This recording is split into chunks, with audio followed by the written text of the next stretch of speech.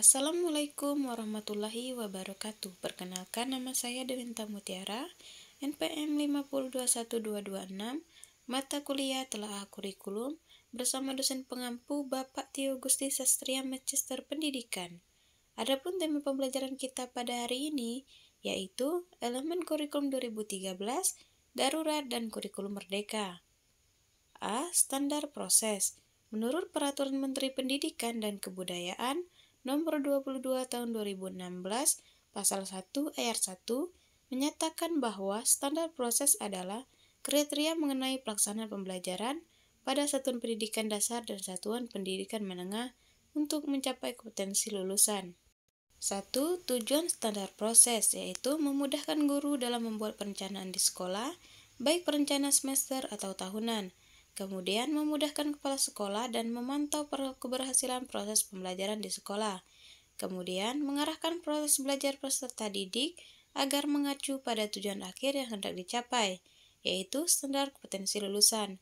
2. Fungsi standar proses yaitu mengendalikan proses pendidikan yang berjalan melalui pembelajaran. Kemudian meningkatkan mutu atau kualitas pendidikan, alat untuk mencapai program yang telah direncanakan oleh tiap instansi pendidikan, dan menjadi acuan bagi guru untuk merencanakan, membuat, dan mengimplementasikan program-programnya. 3. Manfaat standar proses. Standar proses bisa memberikan manfaat yang cukup signifikan pada pembelajaran, yaitu pembelajaran yang dilakukan oleh guru selalu terarah, efektif, dan efisien, sehingga peserta didik bisa lebih mudah dalam mengimplementasikan ilmu yang didapatnya. 4. Komponen standar proses. Adapun pembahasan masing-masing komponen standar proses adalah sebagai berikut. 1. Perencanaan pembelajaran. 2. Pelaksanaan proses pembelajaran. 3. Penilaian hasil pembelajaran. Dan 4. Pengawasan proses pembelajaran. B. Standar penilaian. 1. Standar penilaian kurikulum 2013. Standar penilaian pendidikan adalah kriteria mengenai lingkup, tujuan, manfaat, prinsip, mekanisme, prosedur, dan instrumen penilaian hasil belajar peserta didik yang digunakan sebagai dasar dalam penilaian hasil belajar peserta didik pada pendidikan dasar dan pendidikan menengah. A. Lingkup penilaian. Penilaian pendidikan pada pendidikan dasar dan pendidikan menengah terdiri atas: yang pertama, penilaian hasil belajar oleh pendidik, penilaian hasil belajar oleh satuan pendidikan, dan penilaian hasil belajar oleh pemerintah. Penilaian hasil belajar peserta didik pada pendidikan dasar dan pendidikan menengah meliputi beberapa aspek, yaitu sikap, pengetahuan, dan keterampilan. B. Tujuan penilaian. Penilaian hasil belajar oleh pendidik bertujuan untuk memantau dan mengevaluasi proses, kemajuan belajar, dan perbaikan hasil belajar peserta didik secara berkesinambungan. C. Prinsip penilaian yaitu sahih, objektif, adil, terbuka, menyeluruh, dan berkesinambungan, sistematis, beracuan, kriteria, dan akuntabel. D. Bentuk penilaian. 1. Penilaian hasil belajar oleh pendidik dilakukan dalam bentuk ulangan, pengamatan, penugasan, atau bentuk lain yang diperlukan. 2. Penilaian hasil belajar oleh pendidik digunakan mengukur dan mengetahui pencapaian kompetensi peserta didik, memperbaiki proses pembelajaran, dan menyusun laporan kemajuan hasil belajar harian, tengah semester, akhir tahun, dan kenaikan kelas. 3. Pemanfaatan hasil penilaian oleh pendidik sebagaimana yang dimaksud diatur lebih lanjut oleh Direktorat Jenderal terkait. E. Mekanisme penilaian.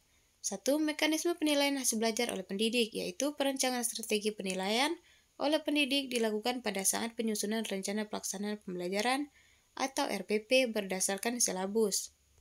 Penilaian aspek sikap dilakukan melalui observasi atau pengamatan dan teknik penilaian lain yang relevan, dan pelaporannya menjadi tanggung jawab wali kelas atau guru kelas.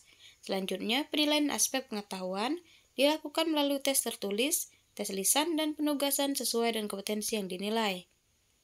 Selanjutnya, penilaian keterampilan dilakukan melalui praktik, produk, proyek, portofolio, atau teknik lain sesuai dengan kompetensi yang dinilai. Kemudian, peserta didik yang belum mencapai KKM satuan pendidikan harus mengikuti pembelajaran remedi, dan hasil penilaian pencapaian pengetahuan dan keterampilan peserta didik disampaikan dalam bentuk angka atau deskripsi. 2. Mekanisme penilaian hasil belajar oleh satuan pendidikan. Yang pertama, penetapan KKM yang harus dicapai oleh peserta didik melalui rapat Dewan Pendidik. Kedua, penilaian hasil belajar oleh satuan pendidikan pada semua mata pelajaran mencakup aspek sikap, pengetahuan, dan keterampilan. Selanjutnya, penilaian pada akhir jenjang pendidikan dilakukan melalui ujian sekolah atau madrasah. Kemudian, laporan hasil penilaian pendidikan pada akhir semester dan akhir tahun ditetapkan dalam rapat Dewan Pendidikan berdasarkan hasil penilaian dan satuan pendidikan dan hasil penilaian oleh pendidik. Dan yang terakhir, kenaikan kelas dan kelulusan peserta didik dari satuan pendidikan ditetapkan melalui rapat Dewan Pendidik.